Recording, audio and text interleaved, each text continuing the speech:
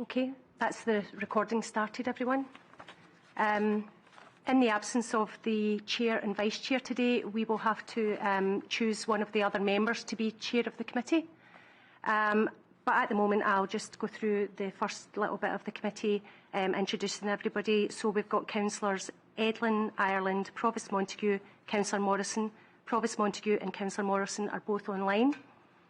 We have officers, Julie Nichol, Alan Pepler, John Drugan, Derek Scott's not here, myself, Leona Allison and Karen Barry, and John Marley is also online.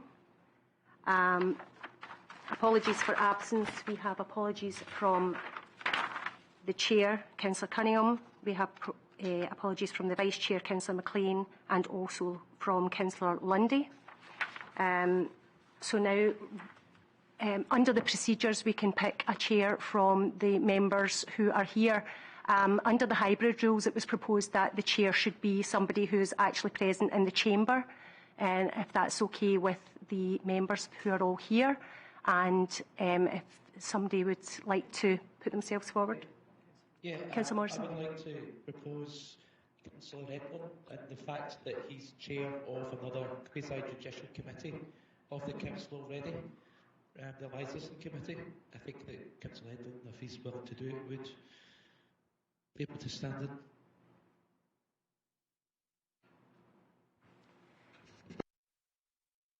in.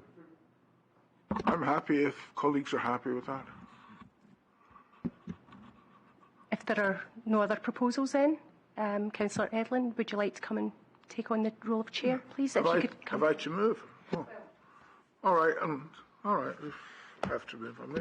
It would just probably be easier if you sort of come over here. That's okay.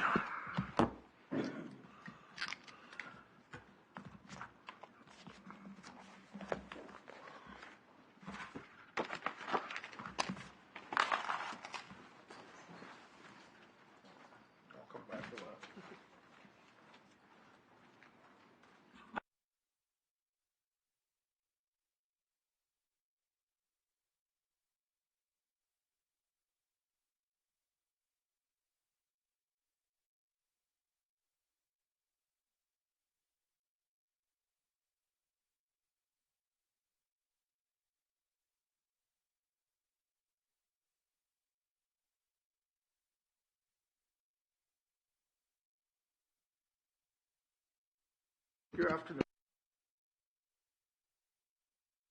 Good afternoon, everybody. Welcome to this meeting of the Planning Committee. Agenda item 3. There are two applications for the committee to consider today.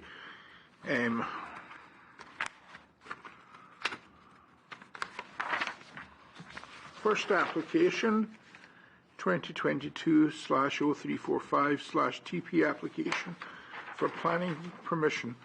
Development in question is erection of...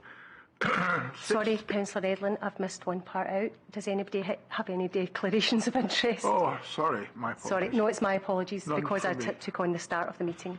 None from No me. declarations. Thank you. Sorry about that. The development question is erection of 66-bedroom care home, including spa facilities, cafe, cocktail bar and cinema room, and 23 assisted living apartments with associated car parking, access and landscaping, including community garden, amendment to 2020/0287/TP. The site is adjacent to Eastwood Health and Care Centre, Drumby Crescent, Clarkston, East Renfrewshire. I want to invite John Drugan to introduce the application, please.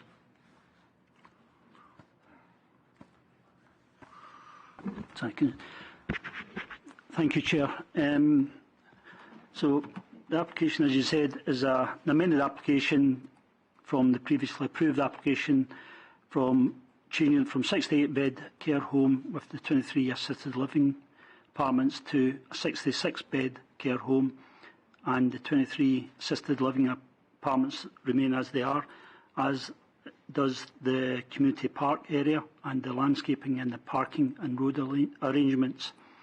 The application site is next to the Eastwood Health and Care Centre, Drumby Crescent. We received 10 representations from the public, which the issues raised is on page, I think, 8 of the paper, and they ranged from various subjects from traffic impact, safety, congestion, through to loss of the open space and green space and habitation, through to impact from construction vehicles and the condition of the road and lack of consultations. These are addressed further in the report. I'll come to them in a second, Chair. In terms of the development plan, the proposal constitutes a major development and it's required, hence, to be determined by the Council. The application is also, because it also received 10 representations, also has to be presented to the committee. Because the application is an amendment to one which is quite recent, under the legislation there is no requirement to undertake a public consultation process out with the normal planning application consultation process. So there was some representations on the lack of consultation, but there is no requirement under the legislation to undertake the full consultation process that you do under a major application. So the neighbours were notified and given the chance to comment. So the application, as I said, is an amendment to a previous application. The design itself reduces the footprint, which you might on the south-east corner, if you can make out that drawing. It's bottom right of the building is getting moved back a bit. There is going to be a basement area there, but to all intents and purposes, it won't be seen from the surrounding area. So the building itself will be further back from the houses in Drumby Crescent, and ranging. It was originally proposed at 25 metres distance. It's now going to be about 38 metres distance. The height of the building will increase at that area, going from a 2-storey building to a 3-storey building. So there is going to be a bit of a difference. The assisted living building remains as it is, as does the community garden area.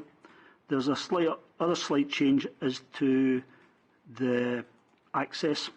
I don't know if the Council will remember, but the previous Planning Applications Committee raised concerns about possible vehicles turning out of this site, turning left down Drumby Crescent.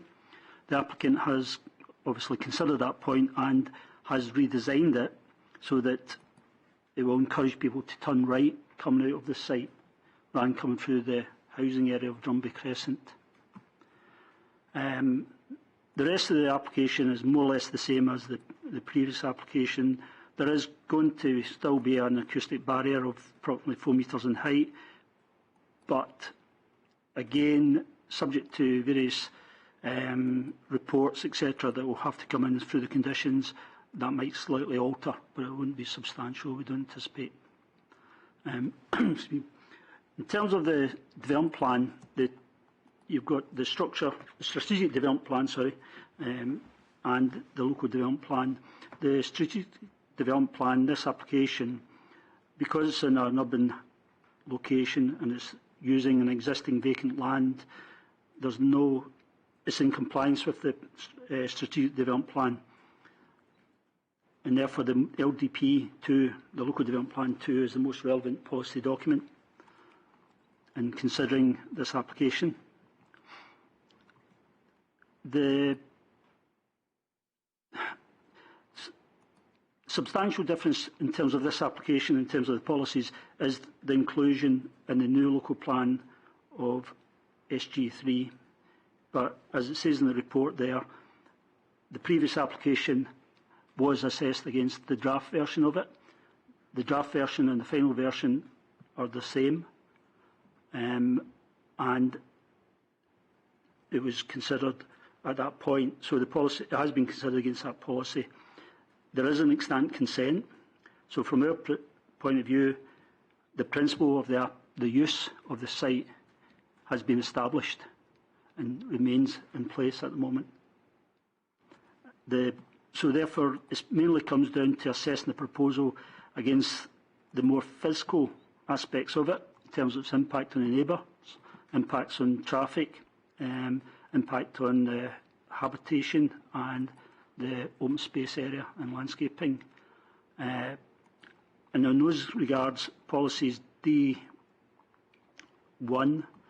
2, 4 and 6, 7, 8, 10 and 11 are appropriate. These talk about making sure that a proposal doesn't impact on the neighbours, that it's in keeping with the character of the area, etc. As councillors are probably well aware, there's the council's Eastwood Health Centre is quite a sizeable building, so this I don't think is going to be out of keeping in that location. It's well set back. I think also the changes will actually improve the design of it. It will make it look a more symmetrical design, and I think it's further, as I say, it's further away from the neighbours, the residential neighbours. So I think it will be an improvement to what was previously approved as a design. The other aspects that we need to consider is the impact on the natural environment, and in terms of there, the applicants confirmed there's a total of 6 trees being removed, 3 which are dead on the site already, and they're proposing to take them away, and 3 that will have to be removed at the access point of the site to allow the access to take place. However, they are proposing a substantial tree planting scheme which will more than compensate for any loss. The ecological reports that are submitted or information submitted don't identify the site as any significant ecological value, and therefore from that point of view it doesn't raise any significant issues in terms of the policies. The one note I should point on is pick up on is the previous application included a Section 75 agreement. However, because of this is an amendment to the proposal, there has to be a minute of agreement to cover that, so that ensure that we restrict the use to Class 8 and it remains only occupied by people over age 55. Because of that, according to the Council's Affordable Housing Development Contributions Officer, there's no objection to it, and that there's no objection to it, subject to the minute of agreement. So in that case, on that basis, it doesn't raise any issues in terms of the policies Strat 2 and SG 4.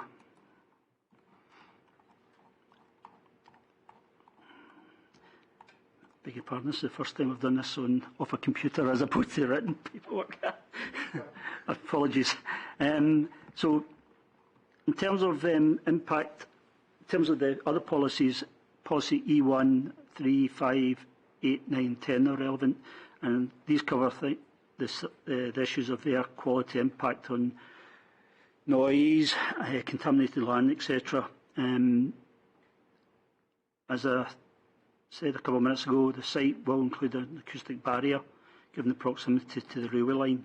So, given that the building is also now going to be further away from the railway line, we're quite comfortable that the impact on the amenity of any future residents of the development will be minimised.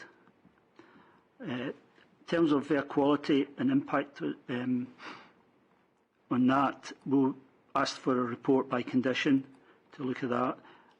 The same as we've also asked the applicant to, by condition, to give us information on how the proposal will comply with policy E1 in terms of ensuring that its greenhouse gas emissions are reduced, that it sources local materials, energy efficient design.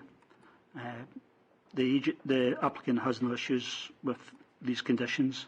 We've also conditioned that they submit details for electrical charging points in line with the roads comments. So in terms of the policies, is it E1, E3, E5, and E8, and E9, and E10, there's no significant issues that can't be satisfactorily dealt with through the conditions. So in terms of the representations, these predominantly were on the loss of open space, the green space, the habitation, trees and biodiversity, traffic and congestion and road safety. And these were all addressed in the report. I should point out roads did not raise any significant issues in terms of road safety from the development. And the developer's traffic expert said that there was no issue either from their point of view, from their studies, sorry, I should say. In terms of the other issues raised by representation, there was some representations raising the question about the need for the care facilities. As I said, the principle of this, from our perspective, has been established through the previous application, which still remains extant, and it had been addressed at that consideration of that application. Having said that, there is merit in the development in terms of it's a sustainable location. It's well designed. It meets various criteria within the policies, and therefore there is no reason that we would recommend different from the previous application. In terms of the lack of consultation, as I touched on at the beginning, there is no requirement in terms of legislation to undertake an extensive public consultation process for this major application, because it is an amendment to the previous one and it's within a reasonable timescale.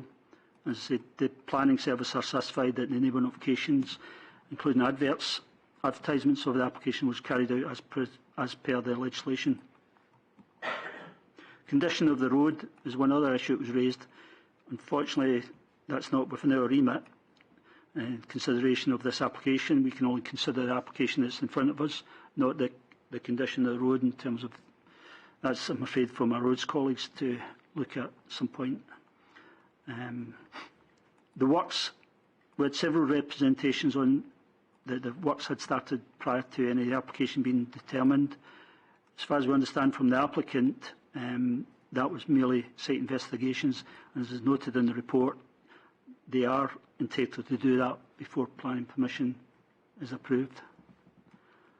So overall,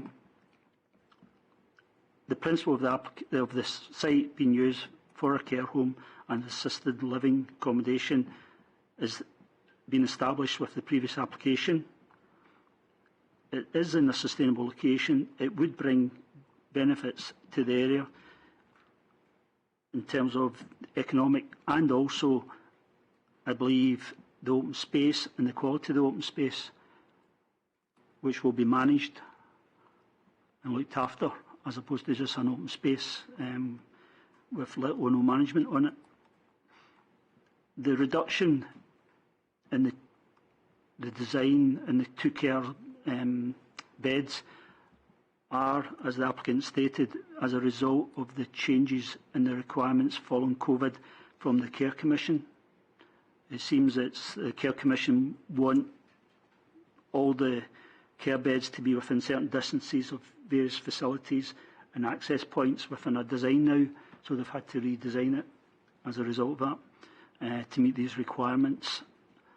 The overall design, I think, is a vast improvement than the previous design, and it does move the building further away from, say, 25 metres to 38 metres distance from the nearest property at Drumby Crescent.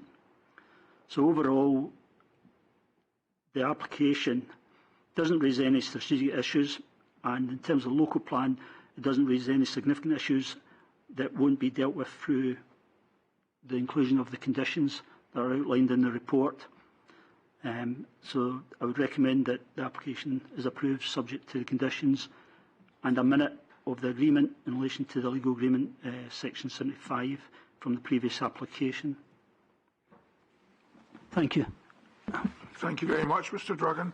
I'd like to invite discussions and questions from the elected members with us today. Can I start with Councillor Ireland, please? Thank you very much.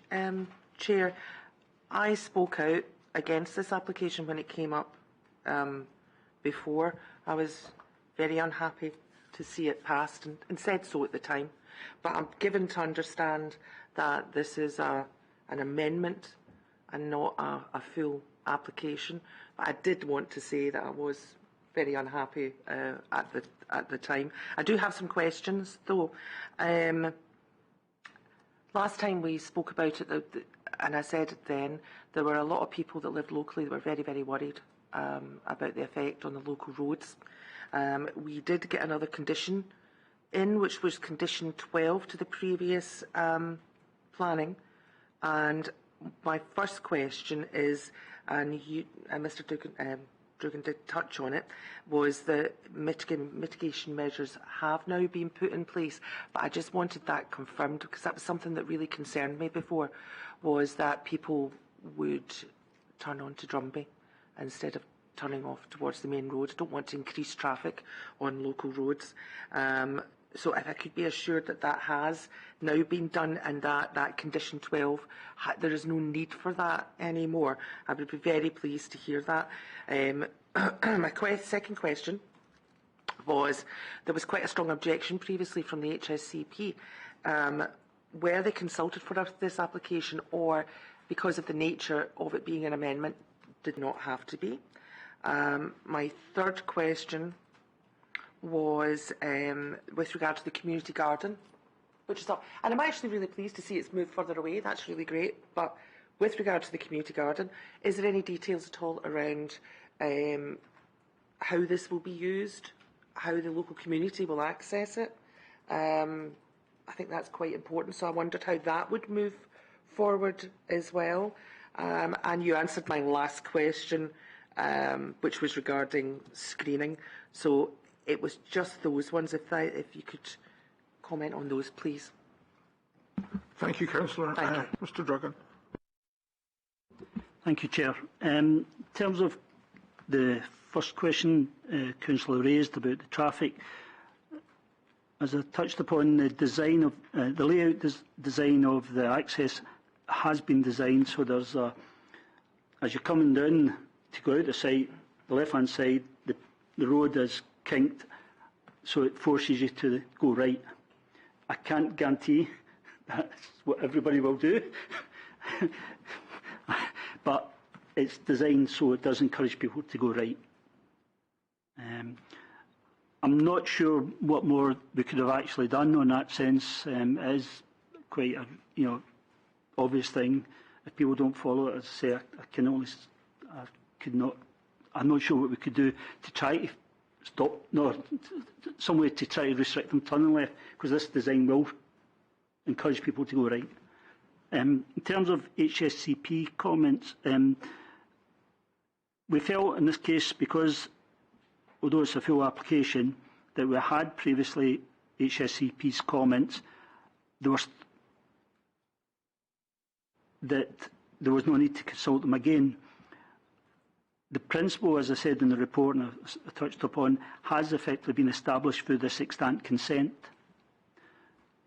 We know what HSCP are saying at the moment, I understand that, but we have an extant consent. It would not be prudent for us to take a different approach on that matter, given where we are with the application. So in that sense, we didn't consult them. There was felt no need to consult them because of this extant consent. The principle of it all was addressed through the previous committee. In terms of the community garden, my understanding is that the community garden would just be open for the locals to use. It will be managed by the company. Certainly, there is a condition for further details in terms of landscaping, etc. We can make sure that there's, that the access is fully open to the public.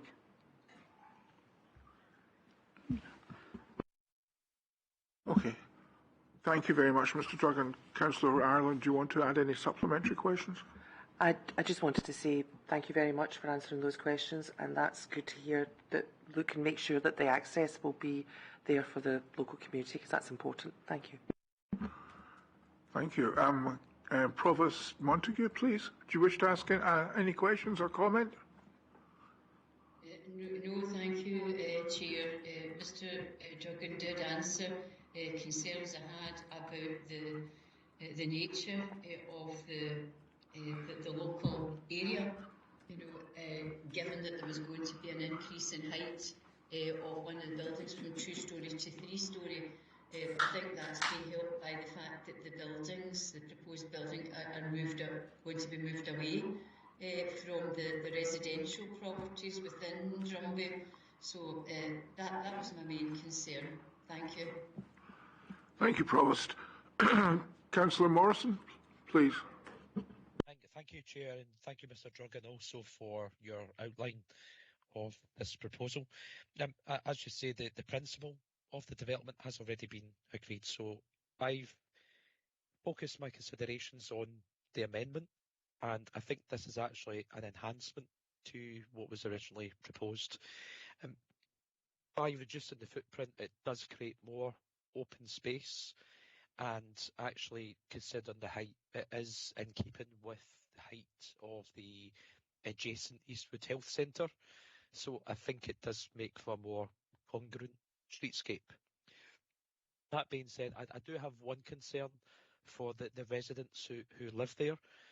So in my own local area, for example, as members of the planning team will know, I have been in touch because some local residents at Neilson campus have been concerned that some of the planning restrictions in terms of operational hours, there have been some concerns around that not being adhered to.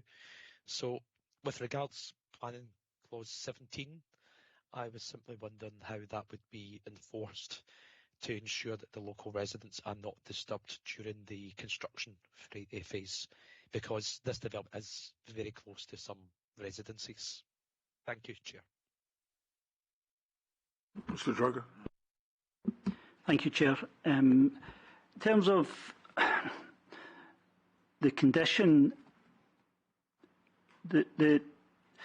all these matters, if it comes to our attention, we will contact the agent.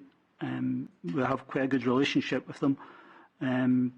We've worked in other projects with them, so they understand us, I would say, and we understand them.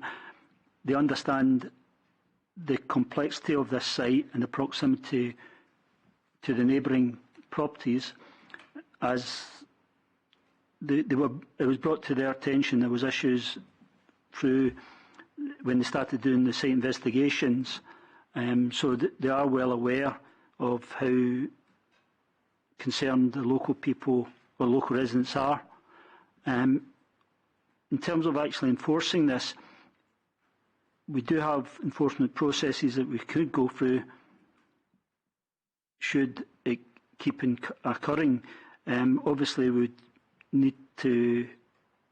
rely on the public to a certain extent to contact us and let us know that is happening.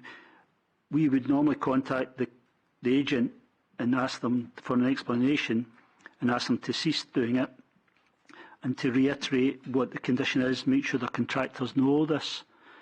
If it continues, then we would have to consider full enforcement processes.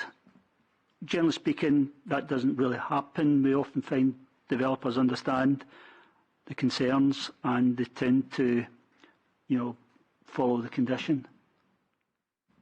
It might be an accident, one person turns up early one day on the site and there might be a noise, and I can't understand how people get upset about it, but often we find developers, once you've told them it's happened, they tend to take it in hand and do something about it. But we can enforce it if it comes to it. That's great, Chair.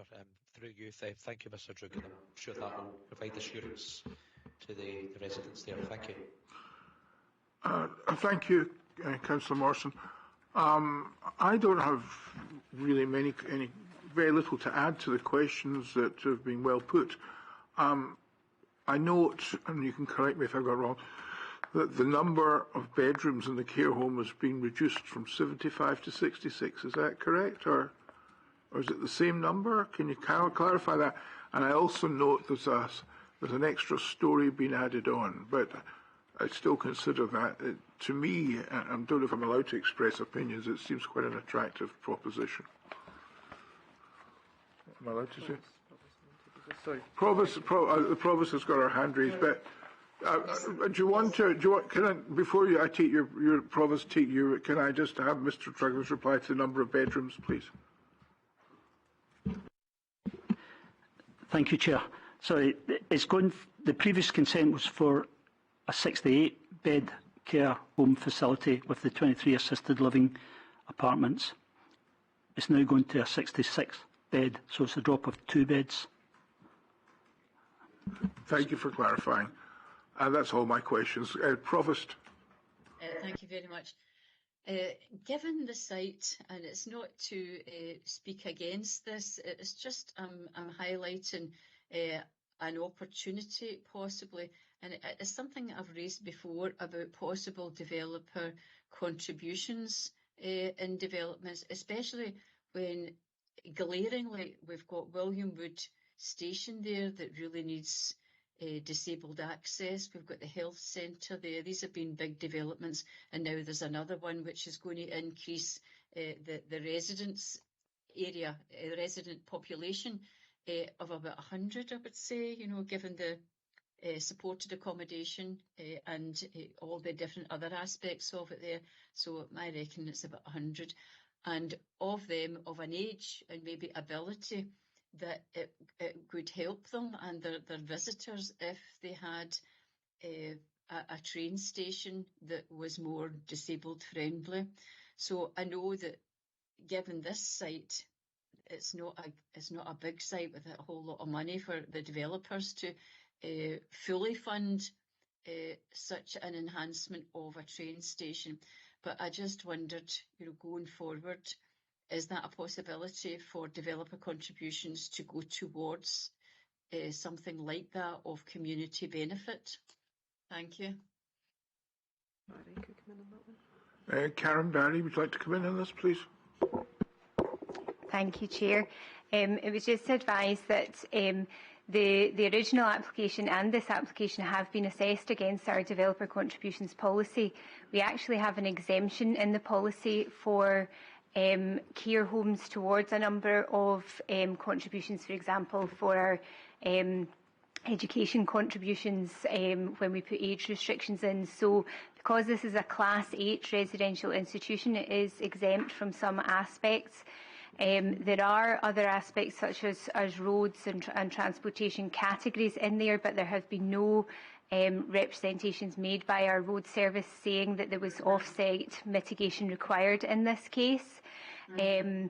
So in this instance, there has not been a requirement for that, but we certainly, I note your comments in relation to local issues, and that's something that we can review going forward. Great. Thank you very much. Thank you. Okay, I think we've reached the end of the discussion of this matter, and following this discussion, I would like to advise the committee of the recommendation outlined in the report, which is to approve subject to conditions. I'd like to move that the decision of the committee is to approve this application subject to the conditions set out in the report. Is anyone otherwise minded?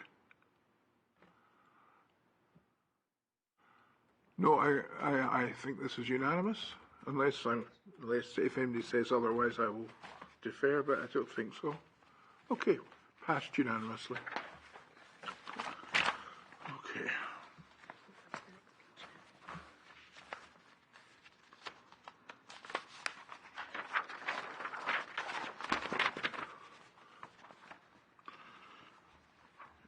Second application is 2022-0355/TP application for planning permission.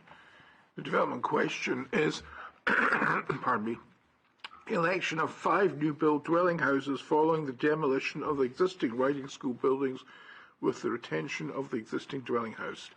Hazeldean Riding School, Hazeldean Road, Newton Mearns, East Renfrewshire, G776RR. And can I invite Alan Pepler to introduce the application? Thank you, Chair.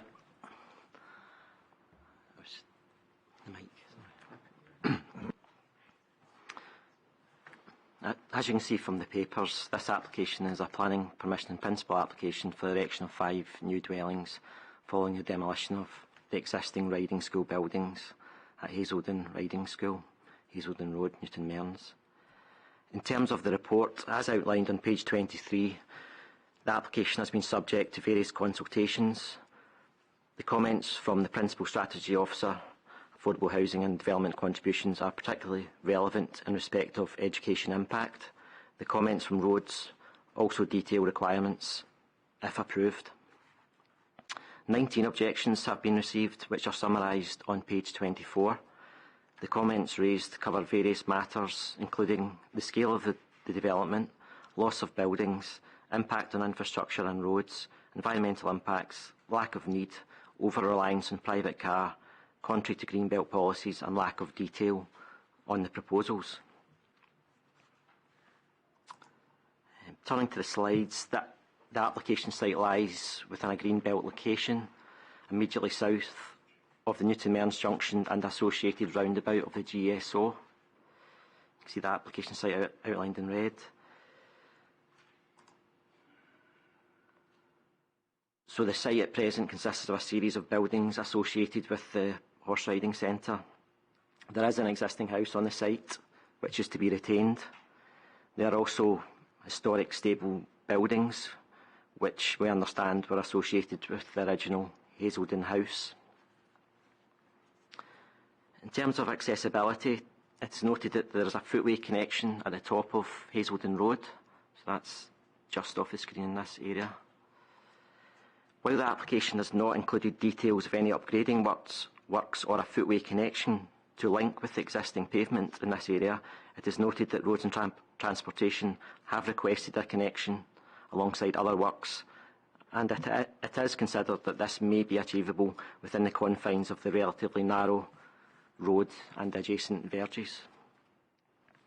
Pages 26 and 27 of the report set out the relevant planning policies pertinent to the assessment. In terms of the Greenbelt designation and policy D3, there is a general presumption against residential development unless for agricultural, forestry or other appropriate countryside uses.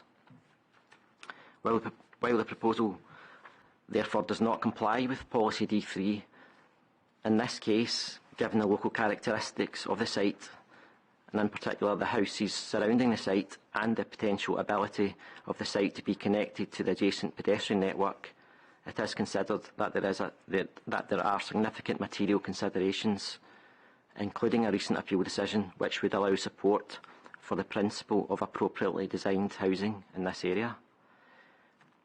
Pages 27 to 29 of the papers set out in further detail the assessment of the proposal. It is noted that as the application is for planning permission in principle, there is limited information available to assess the visual impact of the proposals on the local area. This plan shows the 5 proposed units with 1 unit as existing. As such, given the relatively sensitive nature of the site and the existing landscape features, it is considered that the applicant has failed to provide sufficient detail of the development to demonstrate that the proposal would not have an adverse visual impact on the green belt in this area. In addition, of particular note are the comments in relation to the current education constraints in terms of the lack of school places available to serve the development. While the development is relatively small at only 5 new dwellings, given the cumulative impact of windfall sites on the education estate, it is considered that the proposal is contrary to Strategic Policy 1, as infrastructure constraints cannot be overcome in this case. Taking all relevant matters into account, as concluded on pages 29 and 30, the proposal is considered to be contrary to the relevant policies set out, and the recommendation is to refuse for the 2 reasons set out on page 30, which in summary relate to the impact on the education estate and impact on the character of the green belt and local area. Thank you, Chair. Thank you very much, Mr. Pepler. I'd now like to invite the elected members to put questions and discuss the application. Councillor Ireland, would you like to start, please? Thank you very much, Chair. I'm in complete agreement with the conclusion that the planners have reached on this.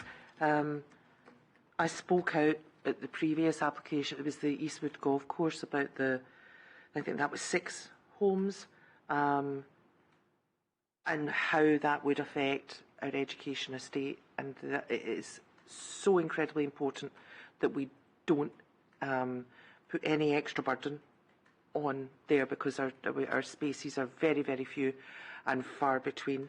So I see that is down as one of the reasons for refusal. I'm in complete agreement with that.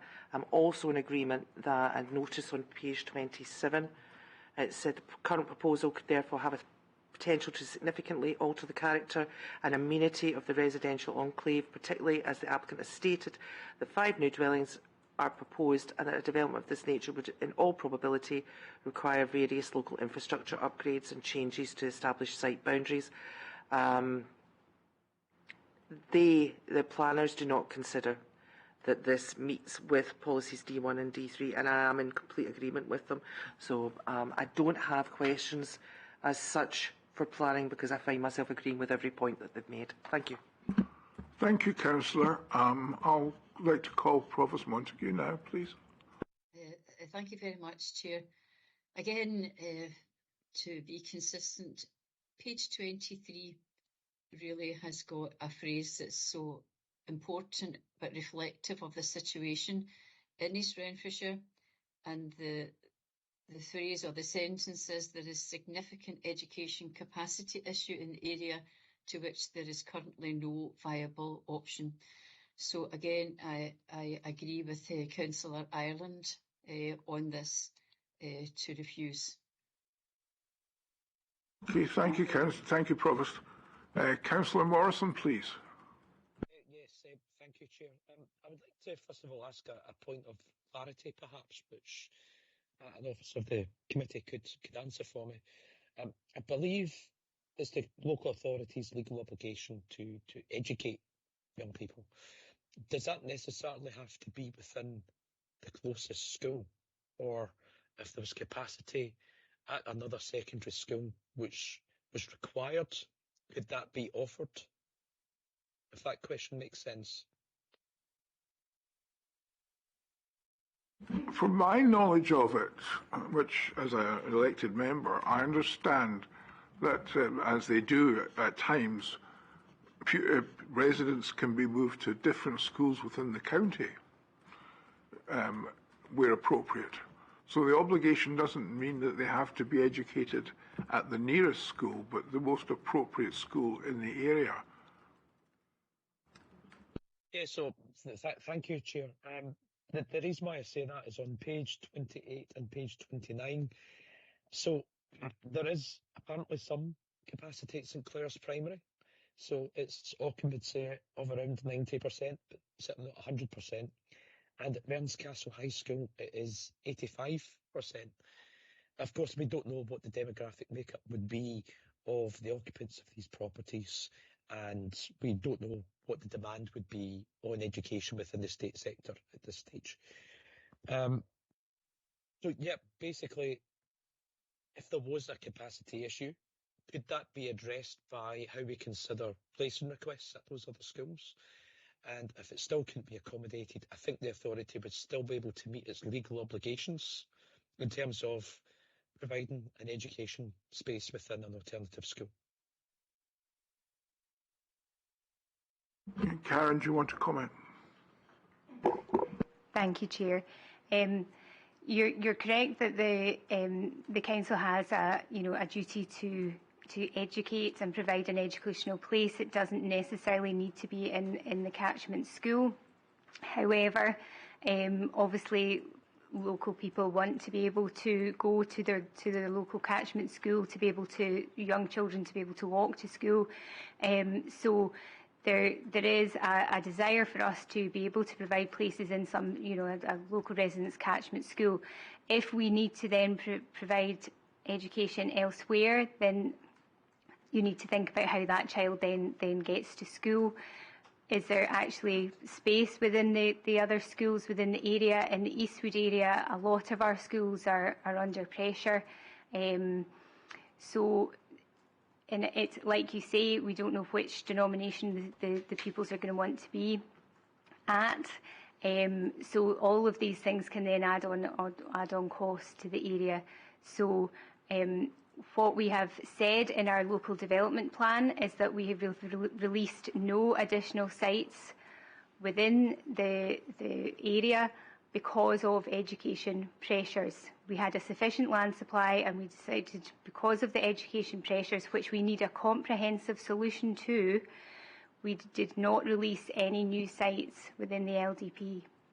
So within this area, given there are significant pressures, then we want to be consistent in that approach and not allow incremental windfall developments which cumulatively can have a significant effect on the education infrastructure. Thank you. Thank you, Karen. Councillor Morrison, do you want to add supplementary at this point? Yes, I'd like to turn my attentions to policies D1 and D3, and then appreciate Provost Montague's been waiting for some time, Chair. So I feel on policy D3, at present, I don't feel I have enough information to say whether this would be contrary or not. And the reason why I say that is this is only a planning agreement in principle. So at the moment, we don't know what the proposed structures will look like and how the aesthetic would tie in with the existing small hamlet of developments around it. I would also note that, I know it's technically considered greenbelt, but as a triangle of land flanked by other properties, really containing the properties of being greenbelt land. And if we don't do something with, or we don't allow someone to do something with these, what I believe to be abandoned stable buildings, what will ever happen to them? Will it ever be operated for its intended purpose ever again? And I feel we could be missing the opportunity here to have that little pocket redeveloped and a private developer's expense improve the road access and the pathway access for the existing residents within that area. So perhaps if I could have some comment on that, please, Chair, and I appreciate Provost has been waiting patiently. Thank you. Thank you, Councillor. Mr. Pepler, do you want to comment? Or maybe I'll allow comments from Mr. Pepler and Karen. I'm sorry, I've forgotten your surname. Thank you, Chair.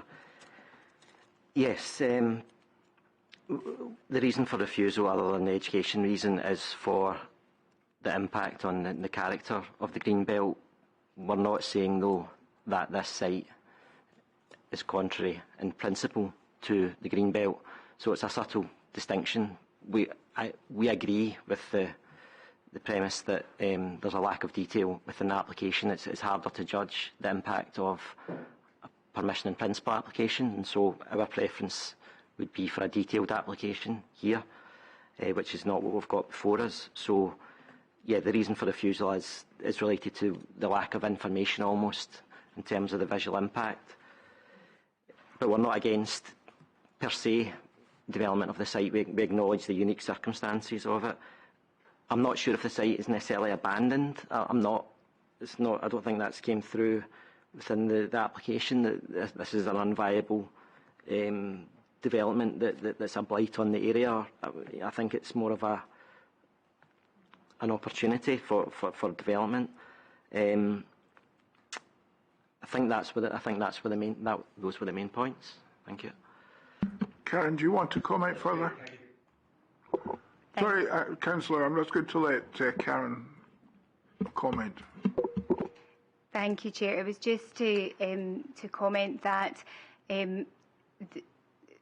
if this was to come in as a detailed application at a later date, what we're seeing at the moment is that given the infrastructure pressures just now, then we would suggest that this is not supported at this time.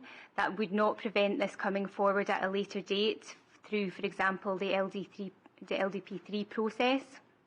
So it's a significant infrastructure process at this time for which at this moment we do not have a viable solution. That doesn't mean that we won't have a solution going forward. Thank you for that. Provost, I'm going to allow you to come back, and although in general principles I prefer not to, but I think it would only be exceptional questions after you've put your first ones. So I'll allow you this, please. Thank you very much, Chair. I'm sure Councillor Ireland will share the concern about capacity within not just the Eastwood area or the catchment area that this proposal would be affected by, but the wider East Renfrewshire school capacity, as we have sat on time and time again, appeals panel hearings, and very often people who are trying to get a place either within the authority from out with or within the authority from another part of it, and they want a selective school within our council estate. So we are challenged as far as spaces are concerned, and if it was the case that a child couldn't access the local school within their catchment area, it would cost the authority to transport them to another school. So we definitely have a problem with capacity at the present time.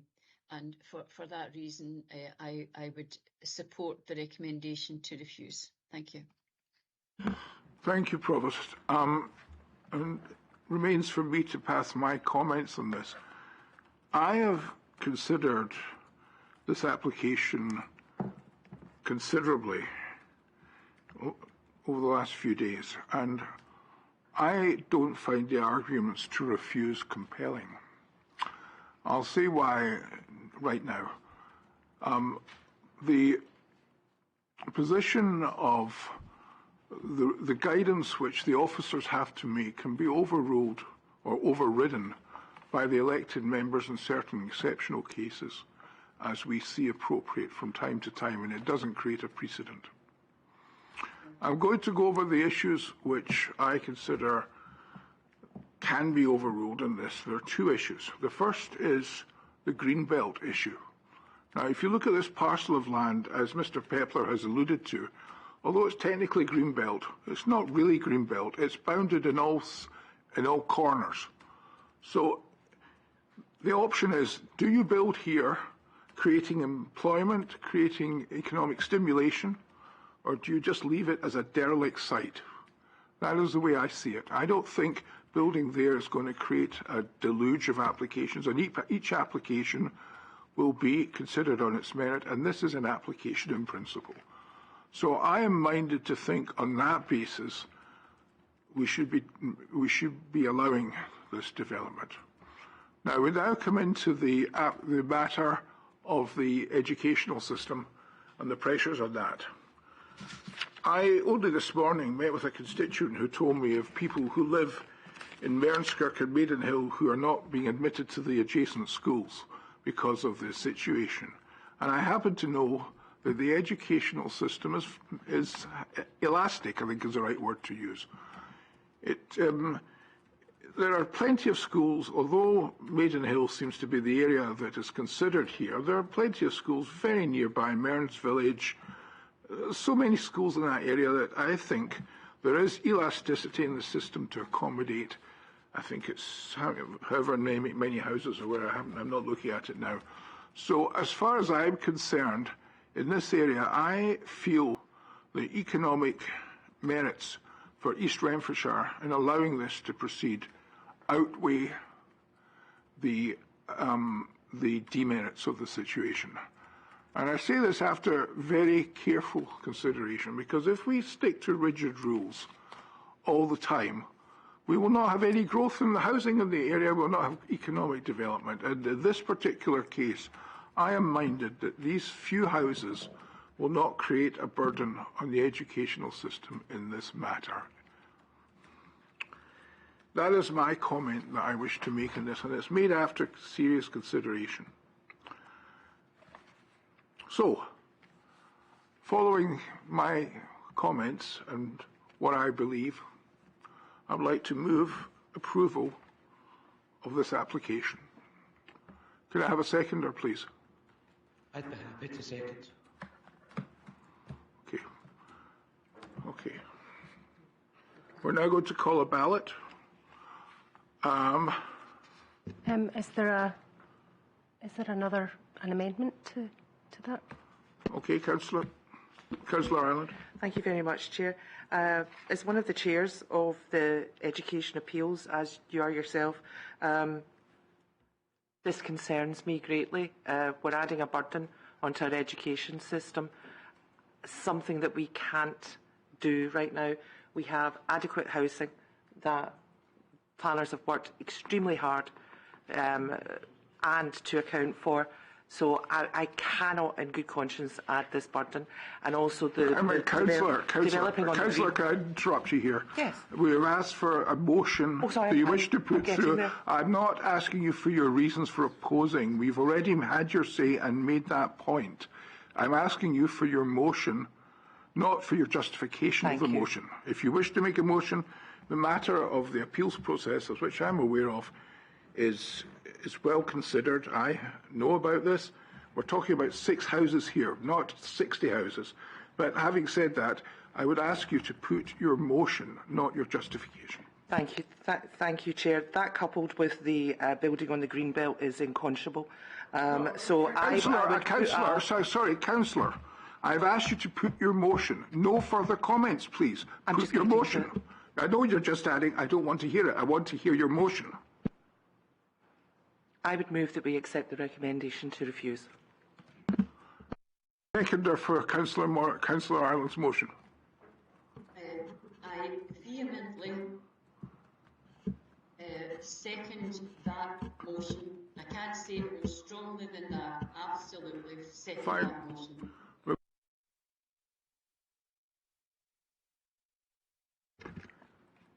So we'll go with the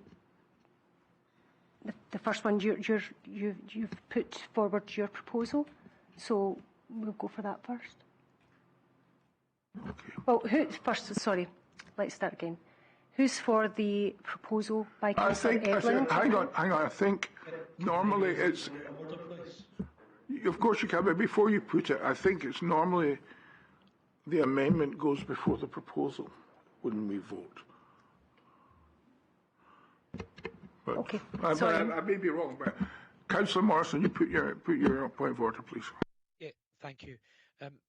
As a new councillor, this is the first time I've been present at a committee where neither the chair or the vice chair has been present, and this is very clearly a divisive issue of which there has been some debate.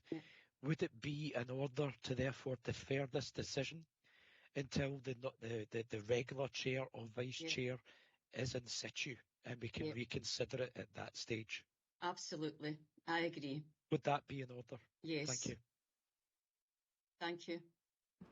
Yes, that would be in order if that's the decision of the committee. If the majority decision of the committee is to defer the application. Yes. But Councillor Morrison, you already seconded the proposal from Councillor Edlin. Are you now removing that seconding of that proposal to suggest another amendment of continuing the item to a future meeting? Well, the debate, I think, has moved on somewhat from there because there are obviously two very strong sets of opinions on this matter, which is creating a 50-50 split within the committee.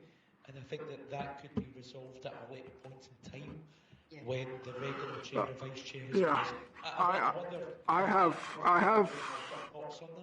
I have some sympathy for Councillor Morrison's position because as I am not an elected chair or vice chair, I would rather a casting vote, if it was used by the official chair and vice chair rather than a simple elected member.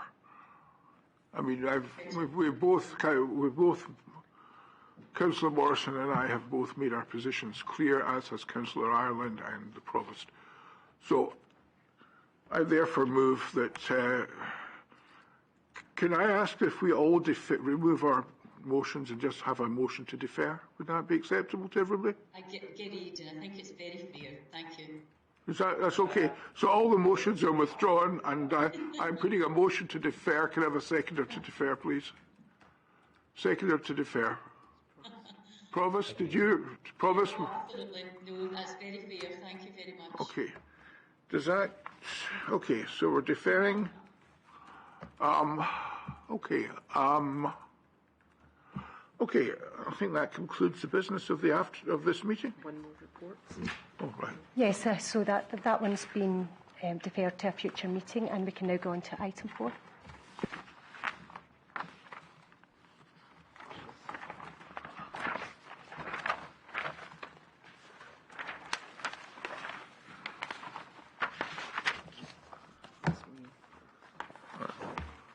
Is this for me to read? Yeah. Is this local? Is this the same committee, or is it a different It's committee? still for the planning committee, and it's my report regarding the scheduling of the Okay. Planning Applications Committee meeting schedule. The Head of Environment, Chief Planning Officer, is seeking authority to reduce the frequency of planning applications committee meetings from January 2023 onwards.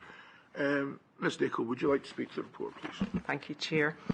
The purpose of this report, members, is to seek authority to reduce the frequency of planning applications committee meetings from 11 meetings per year to 6 from January of next year.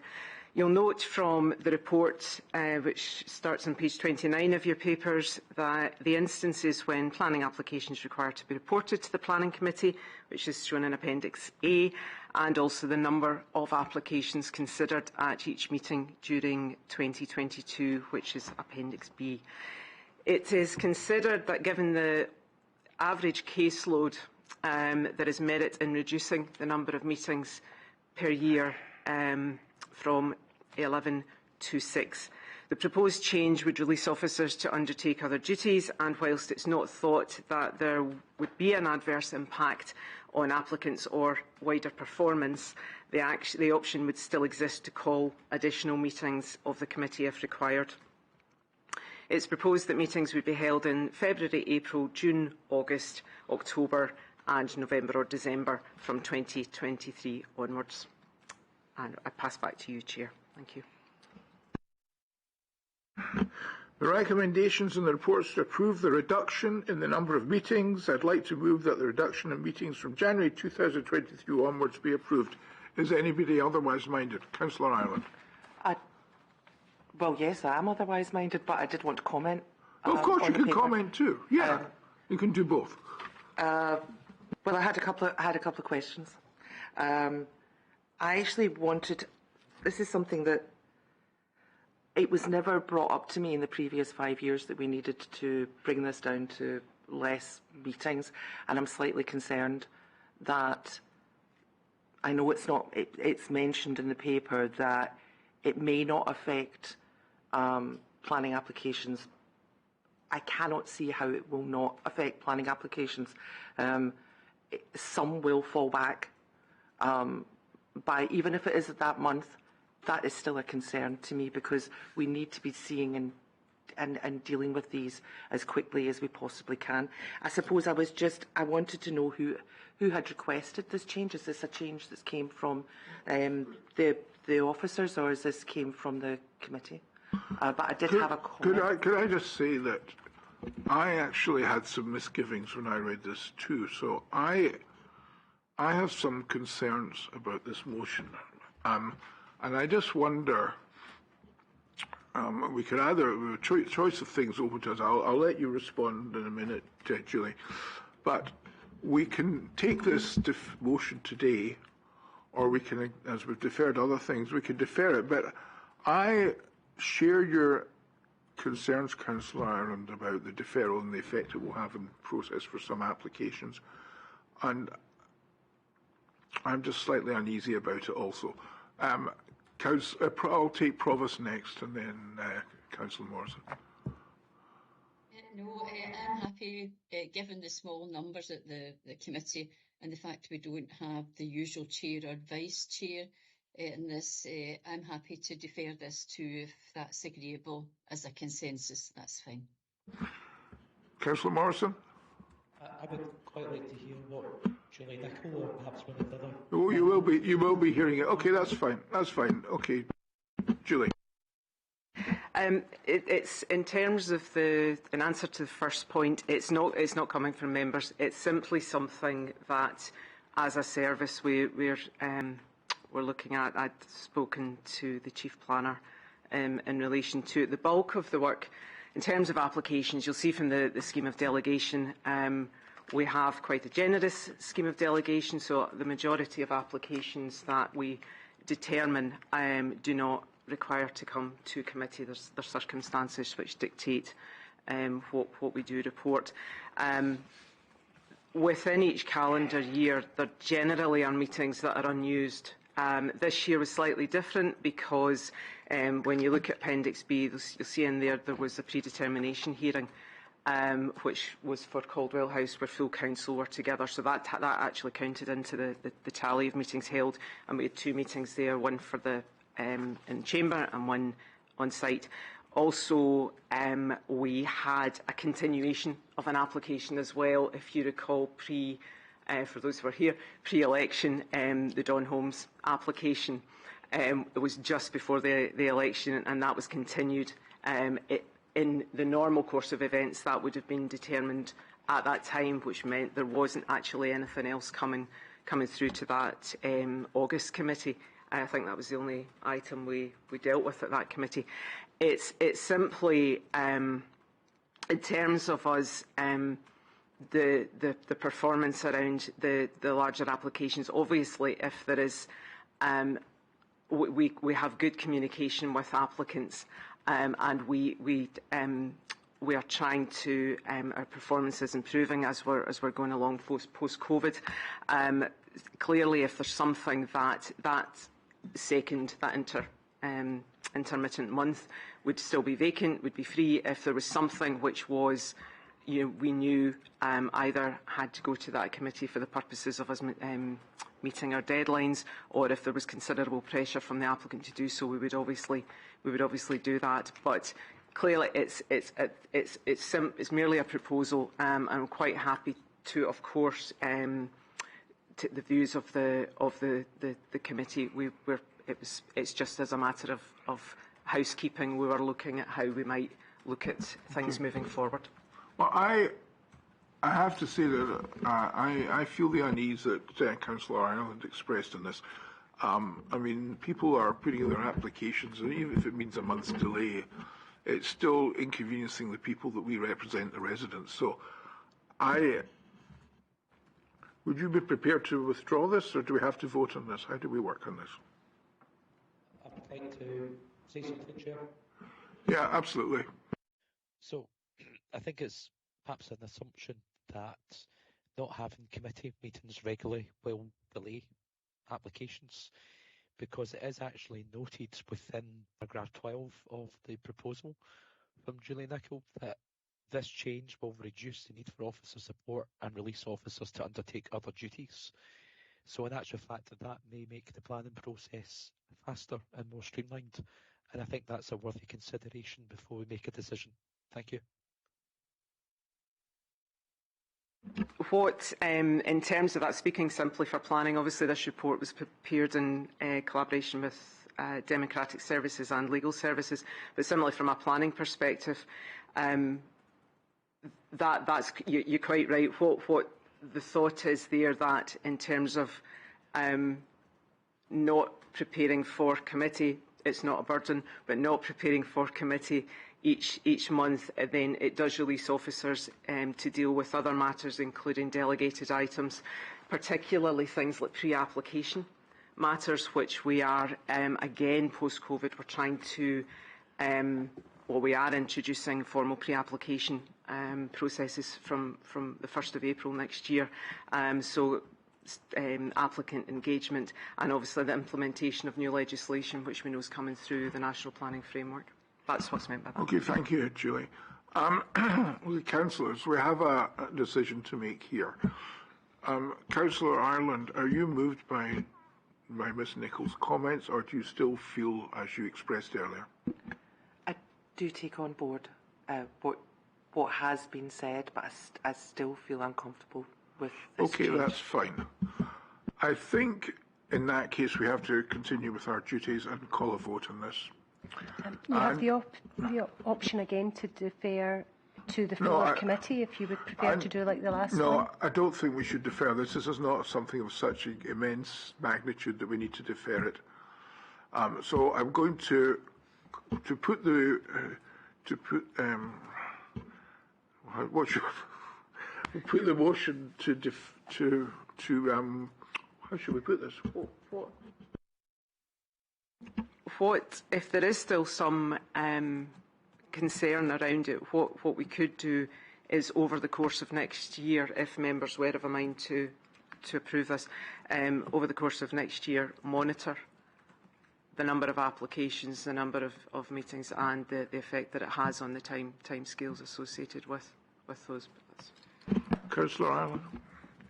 I was going to ask, on the back of that comment, is that something that another paper could come at a later, if it does pass, if it could come at a later date, or if the committee do agree today to go with the recommendation here, could a paper be brought at a later date to look again at it so that we keep up to date? Mr. Pepler. Yeah, I was just going to say some of the applications that have been to committee were amendments to major applications. So these are actual fairly minor proposals. So I don't know if you can recall a couple of these. I mean, that is something within the scheme of delegation we can look at as well. A lot of councils wouldn't necessarily take these applications to a committee because all you're talking about is a remix of the house type. So there's a package of issues maybe we need to look at. So we might not actually need to take as many to committee as well. Am I correct in saying then that we're going to consider the recommendation from Ms Nicholl, but she is also going to put a full reviewing process for us for next year? Is that what we're doing? I'm happy to do that, Chair. Are you happy with that, Councillor Ireland? I'm happy if a paper comes at another time because it's important to keep Provost Montague and Councillor Morrison, are you happy with compromise? Yeah. I'm happy with the recommendation, yeah. I therefore move the recommendation on the conditions that there's a further review conducted by Ms Nicholl going forward in the next year. Thank you. Right. Okay. Okay. That's the end of the meeting. We're adjourned. Thank you.